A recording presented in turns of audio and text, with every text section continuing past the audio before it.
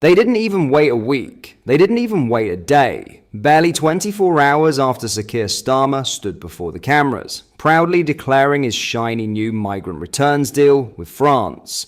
The people smugglers delivered their verdict, and it was brutal, not in words but in action. Instead of slowing the crisis, the channel lit up with activity. Engines roared, rubber dinghies launched, and hundreds of illegal migrants surged toward Britain's shores, as if to say, your deal means nothing to us. This wasn't some minor breach. This was a full-scale display of defiance, and it unfolded in broad daylight. Let's break it down, but first, hit the like button and subscribe to the channel for more. We have released our new I'm Not Far Right t-shirts. There are 2 different variants which come in black and blue. You can find them at britishstand.com or check the link in the description. Let's get into today's video.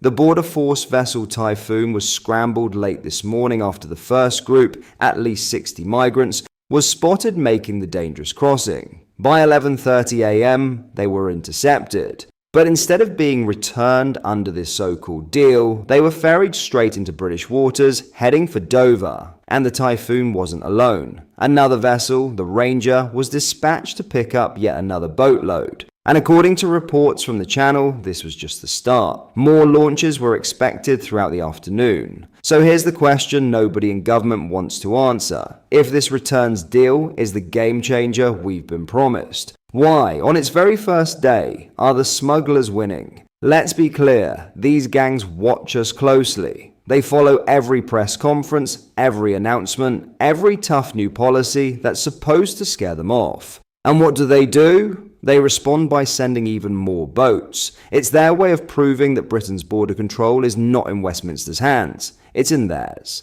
And who pays the price? Not Starmer, not the Home Office mandarins. It's the British taxpayer footing the hotel bills. It's our coastal towns absorbing the strain. And it's our border officers stretched thin and demoralized, dealing with a crisis that our leaders clearly have no grip on. This isn't an isolated embarrassment, it's part of a pattern. For years, successive governments have signed deals, issued statements, and held summits with France. We've heard the same promises over and over again. Greater cooperation, faster returns, more patrols on the beaches, and yet here we are. Year after year, the numbers grow. The smugglers adapt, and every failed deal sends one message loud and clear. Britain's borders are open to anyone who can find a dinghy and a calm day at sea. The reality is brutal. If France wanted to stop this, they could. The boats don't just appear in the middle of the channel, they launch from French beaches. France has the power to stop them before they even leave the shore. And yet, despite billions in UK payments over the years, the launches continue like clockwork. And now the script hasn't changed. The only difference is that Starmer's deal collapsed in public view in less than 24 hours. What happened today isn't just a bad look for the Prime Minister, it's a complete humiliation. It proves the people smugglers are in control.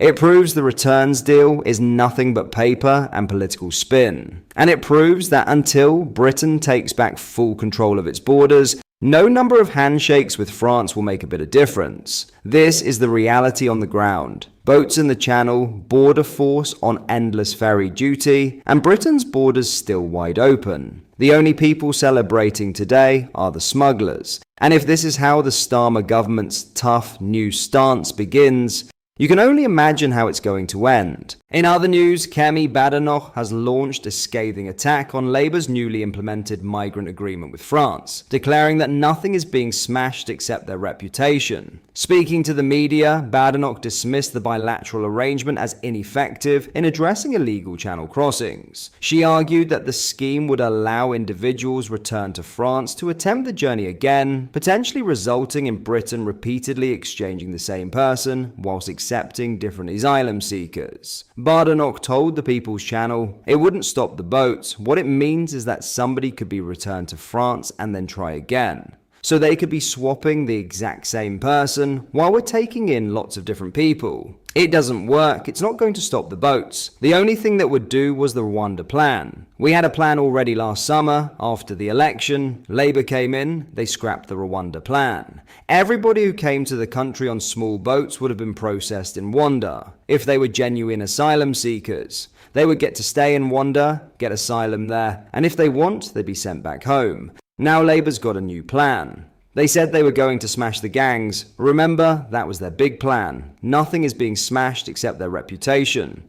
The bilateral arrangement, which commenced today, permits France to accept undocumented migrants who reach Britain via small boats. In exchange, the UK will receive an equivalent number of asylum seekers who possess verified family connections in Britain. The agreement, negotiated between Home Secretary Yvette Cooper and French Interior Minister Bruno Retailleau, will operate until June 2026. European Commission approval was secured alongside endorsement from EU member states, with operational systems now prepared for immediate implementation. Home Secretary Yvette Cooper has defended the initiative as part of a comprehensive approach to combat people smuggling operations. She emphasized that whilst initial figures would be modest, they would gradually increase over time. It is also right to make clear this must be done in a controlled and managed legal way, not through dangerous, illegal, and uncontrolled routes, Cooper stated. Badenoch's scathing remarks highlight the ongoing and increasingly bitter political divide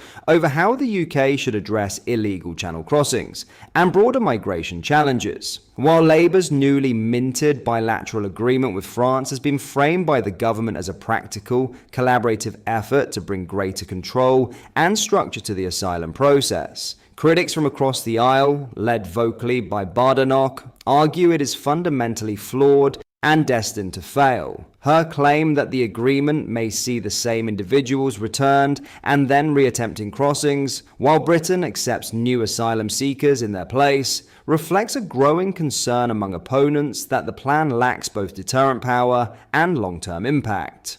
Badenoch's reference to Labour's pledge to smash the gangs serves as a pointed reminder of pre-election promises she believes are already crumbling under scrutiny. At the heart of the disagreement lies a stark contrast in philosophy. Labour, through Home Secretary Yvette Cooper, insists the agreement with France is part of a controlled and managed legal response, aimed at dismantling dangerous smuggling networks and upholding the UK's humanitarian responsibilities. The inclusion of EU backing and the scheduled operational rollout signal Labour's intention to approach the issue through international cooperation and measured policy implementation. What are your thoughts on what we discussed in today's video? Let me know down in the comments section below.